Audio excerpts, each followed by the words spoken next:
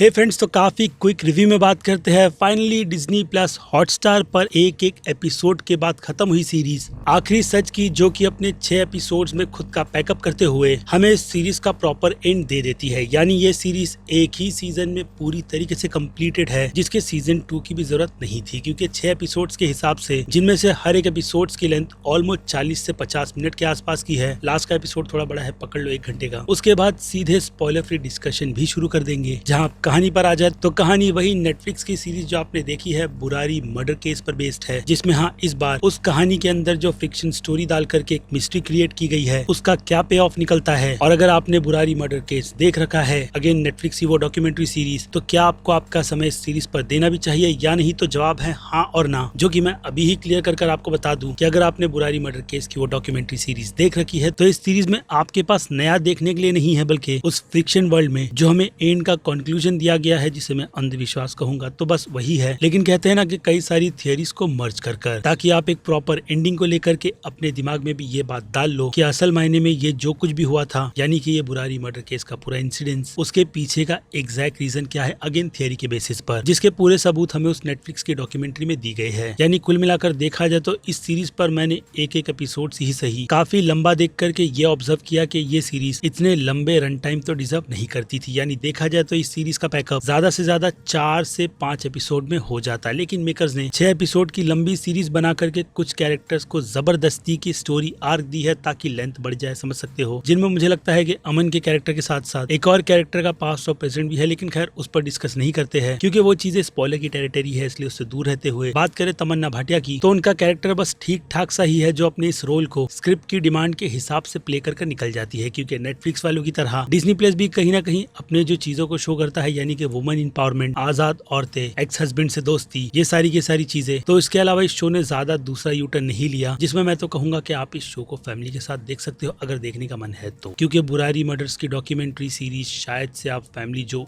काफी ज्यादा ऐसी चीजों को देख करके डिस्टर्ब हो जाते हैं, उनके लिए नहीं है। लेकिन ये सीरीज जिन लोगों ने उस डॉक्यूमेंट्री को नहीं देखा है, तो उनके लिए मस्ट वॉच बनती है। और पुराने चावल फराज समझी का जो कि समझ सकते हो, तो उनके लिए इस सीरीज में कुछ भी नया, जैसे कि मैंने कहा, नहीं है। लेकिन फिर भी खाली समय, टाइम पास सा वक्त जो नहीं कट रहा, तो उस हिसाब से एक बार समय दे दो, चल जाएगा। जिनमें अब बात की जाए प्रोडक्शन से लेकर के इसके डायरेक्शन की, तो वो सब कुछ भी एवरेज ही है, जिसमें बस एक्टर्स अपनी ठीक ठाक सी परफॉर्मेंस दे करके इस सीरीज को धक्का लगा रहे थे। और सी धक्के पर चलते हुए अब सीधे रेटिंग की बात की जाए, तो मास ऑडियंस नो डाउट इस शो को बी की कैटेगरी में रखेंगे। तो वही बात की जाए क्रिटिक्स की, तो उनकी भी राय इस शो को लेकर के बिल्कुल बी की ही है, जिनसे उतना भी ना कनेक्शन बनाते हुए मैं इस सीरीज को B- की कैटेगरी में डालूंगा। रीजन मैंने इस वीडियो में एक्सप्लेन कर रखा है, जिस पर फिर क्या आपका टेक आप मुझे कमेंट में लिख करके बताना। लेकिन अभी के लिए तो मैं इस सीरीज को जाते जाते यही कहूंगा कि अगर टाइम है तो देखना, वरना स्किप भी कर दो तो कोई फर्क नहीं पड़ेगा। और इसके अलावा इससे ज्यादा बात करने के लिए इस सीरीज के बारे में मेरे पास कोई भी इन्फो नहीं है। इसलिए हाथ जोड़कर, यानी कि मैं हूं Aziz, movie stock show channel like, share और सब्सक्राइब भूलना मत। मिलूंगा जल्दी दूसरी किसी वीडियो में। Till then bye.